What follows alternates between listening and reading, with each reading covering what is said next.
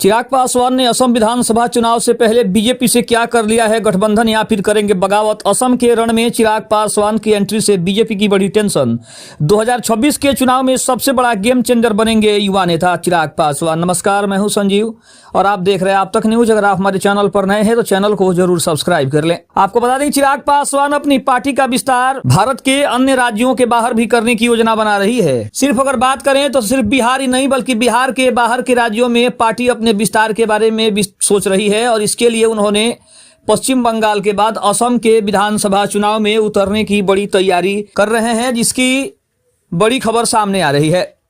पूर्व में पार्टी के नेताओं ने असम में संगठन को मजबूत करने और राज्य में रहने वाले हिंदी भाषी और बिहारी मतदाताओं को एकजुट करने के संकेत दिए थे। चिराग पासवान वर्तमान में केंद्र में भाजपा के नेतृत्व वाले एनडीए का हिस्सा हैं और केंद्रीय मंत्री भी हैं।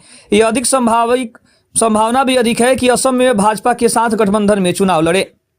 अगर गठबंधन हुआ तो उन्हें कुछ गिनी चुनी सीटें जैसे 2 से 5 सीटें मिल सकती है, जहां हिंदी भाषी सबसे अधिक है। अगर अकेले चुनाव लड़े तो यदि गठबंधन नहीं होता है और पार्टी अपना धार परखना चाहती है तो वे अधिक सीटों पर उम्मीदवार उतार सकते हैं, जैसा उन्होंने पहले झारखंड या नागालैंड जैसे राज्यों में किया है। असम में लोजपा रामविलास उन क्षेत्रों पर ध्यान केंद्रित कर सकती है जहां चाय बगान श्रमिक या बिहार यूपी से जाकर बसे लोग अधिक संख्या में रहते हैं। वर्तमान में अगर बात करें तो 2025 के बिहार विधानसभा चुनाव और उसके परिणामों को देखें तो कहीं ना कहीं चिराग पासवान असम में भी सफल होते दिख रहे हैं, पश्चिम बंगाल में भी सफल होते दिख रहे हैं, क्योंकि उन्होंने हाल ही में बिहार के चुनाव में जो किया है वो सभी के जेहन में ऐसा हुआ है। अब आपको बता दें कि 2 दिसंबर 2025 में समाप्त हुए बिहार विधानसभा चुनाव में चिराग पासवान की पार्टी ने शानदार प्रदर्शन किया है।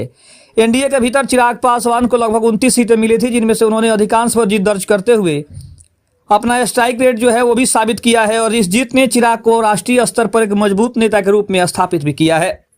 असम में विधानसभा चुनाव मार्च से लेकर मई महीने में होने वाले हैं और सूत्रों के अनुसार चिराग पासवान की पार्टी लोजपा रामविलास वहां के संगठन को सक्रिय बना रही है। आधिकारिक तौर पर सीटों की संख्या घोषित नहीं हुई है, लेकिन चर्चा है कि पार्टी 20 से 25 सीटों पर अपने संगठन को मजबूत कर रही है। असम के तिनसुकिया, डिब्रूगढ़ और गुवाहाटी जैसे इलाकों में बड़ी संख्या में बिहार और यूपी के लोग रहते हैं। चिराग इन्हीं इलाकों को अपना मुख्य केंद्र बना रहे हैं। असम में वर्तमान में भाजपा के नेतृत्व वाली सरकार है और हिमंत बिस्वा शर्मा एक मजबूत मुख्यमंत्री भी हैं। चिराग पासवान वर्तमान में केंद्र में मंत्री हैं, इसलिए वे भाजपा के साथ मिलकर चुनाव लड़ना पसंद करेंगे। वे 5 से 7 सम्मानजनक सीटों की बड़ी मांग कर सकते हैं, ऐसी भी बड़ी खबर है। असम में भाजपा के पुराने सहयोगी जैसे एजीपी, असम गण परिषद और यूपीपीएल पहले से ही मौजूद हैं। ऐसे में चिराग के लिए सीटों की सौदेबाजी चुनौतीपूर्ण होने वाली है।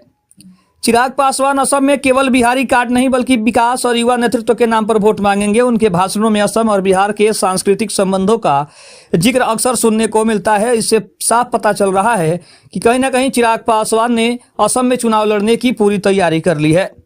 चिराग पासवान ने नागालैंड में पहले ही अपने विधायक जिताकर यह साबित किया है कि उनकी पार्टी केवल बिहार तक सीमित नहीं है। अब देखना ये होगा कि असम की ब्रह्मपुत्र की लहरों में चिराग की हेलीकॉप्टर कितनी ऊंची उड़ान भरती है, ये देखना काफी दिलचस्प रहेगा।